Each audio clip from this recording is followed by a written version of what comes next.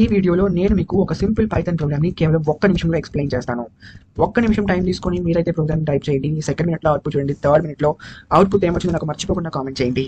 ముందైతే నేను n అనే ఒక వేరియబుల్లో ఒక సింపుల్ ఇన్పుట్ మెథడ్ని యూజ్ చేసుకొని సింపుల్ నెంబర్ని ఇన్పుట్గా తీసుకుంటాను. తర్వాత ఫ్యాక్ట్ అనే ఒక వేరియబుల్ తీసుకుంటాను, దాంట్లో నేను ఫ్యాక్టోరియల్ స్టోర్ చేసుకుంటాను.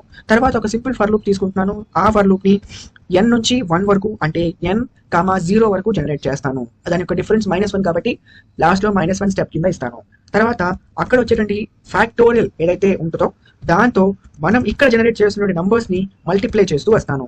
తర్వాత సింపుల్గా ఆ యొక్క ఫ్యాక్ట్ని ప్రింట్ చేసుకుంటాను. అంతేనండి, సింపుల్గా ఒక 5 లైన్స్ ఆఫ్ కోడ్తో మనమైతే అవుట్పుట్ని ఫ్యాక్టోరియల్ కనుక్కోవచ్చు. 2 factorial S2 and 3 factorial S6 and 4 factorial S24. ఇలా మనం ఏ నెంబర్కైనా సరే ఫ్యాక్టోరియల్ని కనుక్కోవచ్చు. అవుట్పుట్ ఏమొచ్చిందో చూసి 136 ఫ్యాక్టోరియల్ ఎంతో నాకు మర్చిపోకుండా కామెంట్ చేయండి.